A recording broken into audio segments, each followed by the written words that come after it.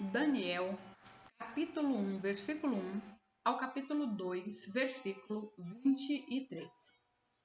No terceiro ano do reinado de Jeoaquim, em Judá, Nabucodonosor, rei da Babilônia, veio a Jerusalém e cercou a cidade.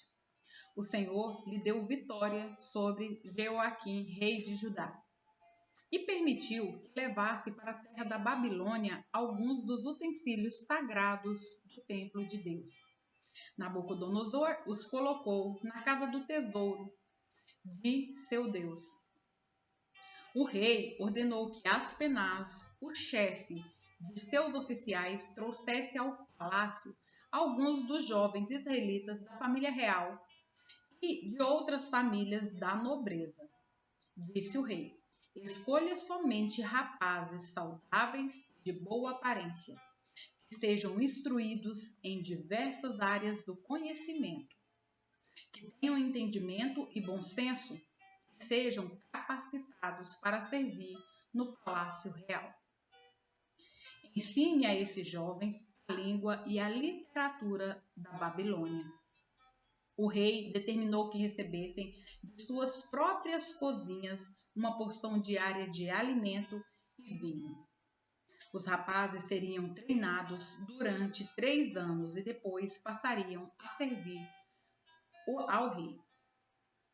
Daniel, Ananias, Misael e Azarias, todos da tribo de Judá, estavam entre os escolhidos. O chefe dos oficiais lhes deu novos nomes babilônios. Daniel passou a ser chamado Beltesazar, Ananias de Sadraque, Misael de Mesaque, Azarias de Abed-nego. Daniel, porém, decidiu não se contaminar com as comidas e o vinho que o rei lhes tinha dado. Pediu permissão ao chefe dos oficiais para não comer esses alimentos, a fim de não se contaminar. Deus havia feito que o chefe dos oficiais mostrasse compaixão e simpatia a Daniel. Apesar disso, Aspenaz disse: tenho medo de meu senhor, o rei. Ele determinou o alimento que vocês devem comer e o vinho que devem beber. Se ficarem com a aparência abatida, em comparação com os outros rapazes de sua idade, temo que o rei mande cortar minha cabeça. Daniel falou com o assistente designado pelo chefe dos oficiais para cuidar dele, de Ananias, Misael e Azarias. Faça uma experiência conosco durante 10 dias, disse. Dê-nos apenas legumes para comermos e água para beber. Terminados os 10 dias, compare nossa aparência com a dos outros rapazes que comem a comida do rei. Depois decida de acordo com o que você viu. O assistente concordou com a sugestão e fez a experiência com eles durante 10 dias. Passados os 10 dias, Daniel e seus 3 amigos pareciam mais saudáveis e bem nutridos que os outros rapazes que se alimentavam da comida do rei. Depois disso, o assistente só lhes dava legumes em vez da comida e do vinho servidos aos outros. Deus concedeu aos 4 rapazes aptidão incomum para entender todos os aspectos da literatura e da sabedoria. E a Daniel concedeu a capacidade especial de interpretar sonhos e visões. Ao término do período de treinamento ordenado pelo rei, o chefe dos oficiais levou todos os rapazes a Nabucodonosor. O rei conversou com eles e nenhum o impressionou tanto quanto Daniel, Ananias, Misael e Azarias. E assim passaram a servir ao rei. Sempre que o rei os consultava sobre alguma questão que exigia sabedoria e discernimento, observava que eles eram 10 vezes mais capazes que todos os magos e encantadores de seu reino. Daniel continuou no palácio até o primeiro ano do reinado de Ciro. Certa noite, no segundo ano de seu reinado, Nabucodonosor teve sonhos tão perturbadores que não conseguiu mais dormir. Chamou seus magos, encantadores, feiticeiros e astrólogos e exigiu que lhe dissessem o que ele havia sonhado.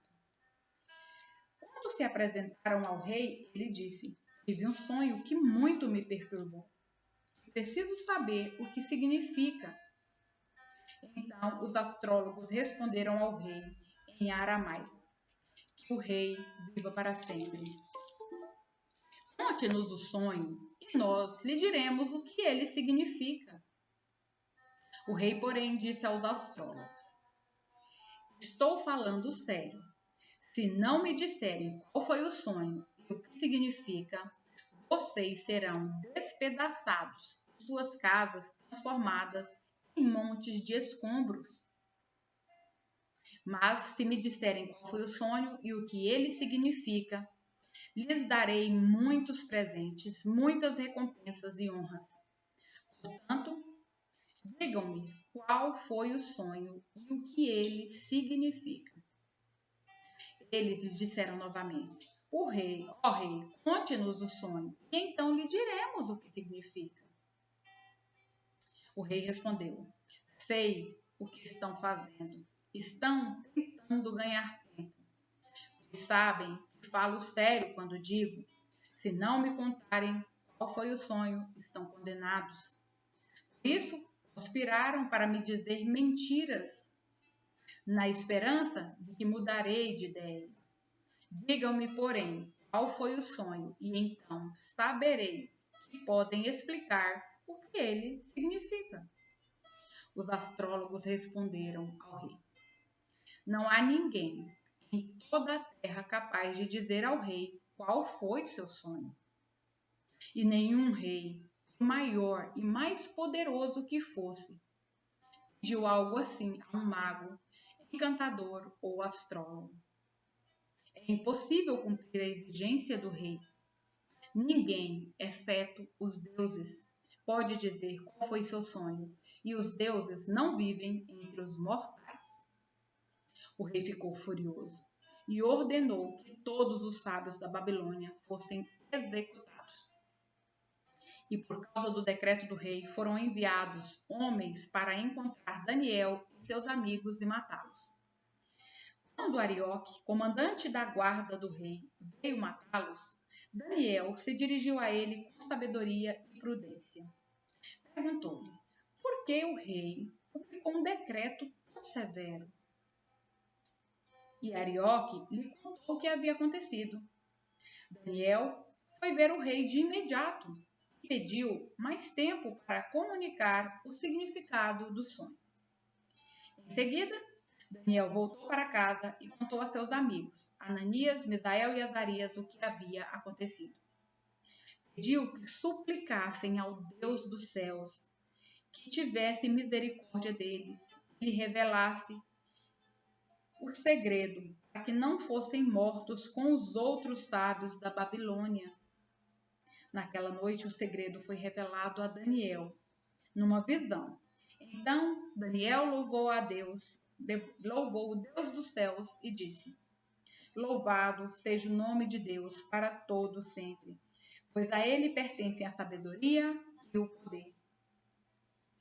Ele muda o curso dos acontecimentos, remove reis de seus tronos e põe outros no lugar, dá sabedoria aos sábios e conhecimento aos eruditos. Revela coisas profundas e misteriosas e sabe o que está escondido nas trevas, embora ele esteja cercado de luz. Eu te agradeço e te louvo, ó Deus de meus antepassados, pois me deste sabedoria e força. Tu me mostraste o que te pedimos, revelaste o que o rei exigiu. 1 Pedro, capítulo 3, versículo 8, ao capítulo 4, versículo 6. Por fim, tenham todos o mesmo modo de pensar. Sejam cheios de compaixão uns pelos outros. Amem uns aos outros como irmãos. Mostrem misericórdia e humildade. Não retribuam mal por mal, nem insulto com insulto. Ao contrário, retribuam com uma bênção. Foi para isso que vocês foram chamados. E a bênção lhes será concedida. Pois, se quiser desfrutar a vida e ver muitos dias felizes, refreie a língua de falar maldades e os lábios de dizerem mentiras. Afaste-se do mal e faça o bem. Busque a paz e esforce-se para mantê-la. Os olhos do Senhor estão sobre os justos e seus ouvidos abertos para suas orações. O Senhor, porém, volta o rosto contra os que praticam o mal. Quem é que desejará lhes fazer mal se vocês se dedicarem a fazer o bem? Mas ainda que sofram por fazer o que é certo, vocês serão abençoados. Portanto, não se preocupem e não tenham medo de ameaças. Em vez disso, consagrem a Cristo como o Senhor de sua vida. E se alguém lhes perguntar a respeito de sua esperança, estejam sempre preparados para explicá-la.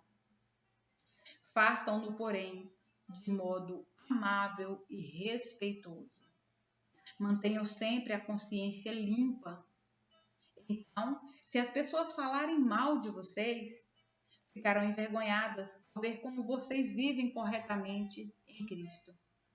Lembrem-se de que é melhor sofrer por fazerem o bem, se for da vontade de Deus, do que por fazer o mal. Pois Cristo também sofreu por nossos pecados de uma vez por todas. Embora nunca tenha pecado, morreu pelos pecadores a fim de conduzi-los a Deus. Sofreu morte física, mas foi ressuscitado pelo Espírito, por meio do qual pregou aos espíritos em prisão, aqueles que muito tempo atrás desobedeceram a Deus, quando ele esperou pacientemente, enquanto Noé construía sua embarcação. Apenas 8 pessoas foram salvas por meio da água do dilúvio. E aquela água simboliza o batismo que agora os salva. Não pela remoção da sujeira do corpo, mas porque no batismo vocês declaram ter boa consciência diante de Deus. Ela é eficaz por meio da ressurreição de Jesus Cristo. Agora, Cristo foi para o céu e está sentado no lugar de honra à direita de Deus. E todos os anjos, autoridades e poderes se sujeitam a ele. Portanto, uma vez que Cristo sofreu fisicamente, amem-se com a mesma atitude que ele teve. Estejam prontos para também sofrer. Porque se vocês sofreram fisicamente por Cristo, deixaram o pecado para trás. No passado, não passaram o resto da vida buscando os próprios desejos, mas fazendo a vontade de Deus. No passado, vocês desperdiçaram muito tempo praticando o que gostam de fazer aqueles que não creem. Imoralidade e desejos carnais, farras, bebedeiras e festanças desregradas, além da detestável adoração de ídolos. Agora, essas pessoas ficam surpresas quando vocês deixam de participar de suas práticas desregradas e destrutivas e por isso os difamam. Lembre-se, porém, de que eles terão de prestar contas àquele que está pronto para julgar a todos, vivos e mortos. Por isso, as boas novas foram anunciadas até mesmo aos mortos, pois, embora estivessem destinados a morrer, como todo ser humano, agora vivem para sempre com Deus, pelo Espírito. Salmos, capítulo 119, versículos 65 ao 80. Muitas coisas boas me tens feito, Senhor, como prometeste. Ensina-me bom senso e dá-me conhecimento, pois creio em teus mandamentos. Antes de me disciplinares, eu vivia desviado. Agora, porém, sigo tua palavra de perto. Tu és bom e fazes somente o bem. Ensina-me teus decretos. Os arrogantes mentem a meu respeito, mas eu obedeço às tuas ordens de todo o coração. O coração deles é tolo e insensível, mas eu tenho prazer em tua lei. O sofrimento foi bom para mim, pois me ensinou a dar atenção aos teus decretos. A lei é mais valiosa para mim que milhares de peças de ouro e prata. Tu me fizeste, tu me formaste. Dá-me entendimento para aprender teus mandamentos. Que eu seja motivo de alegria para os que te temem, pois em tua palavra depositei minha esperança. Eu sei, ó Senhor, que teus estatutos são justos. Tu me disciplinaste por tua fidelidade. Agora que o teu amor me console, como prometeste a este teu servo. Cerca-me de tua compaixão, para que eu viva, pois tenho prazer em tua lei. Sejam envergonhados os arrogantes que mentiram a meu respeito. Eu, porém, meditarei em tuas ordens. Unam-se a mim todos os que te temem, os que conhecem teus preceitos. Que eu seja inculpável na obediência a teus decretos. Então, jamais serei envergonhado. Provérbios, capítulo 28, versículo 14. Quem teme fazer o mal é feliz, mas quem endurece o coração cai em desgraça.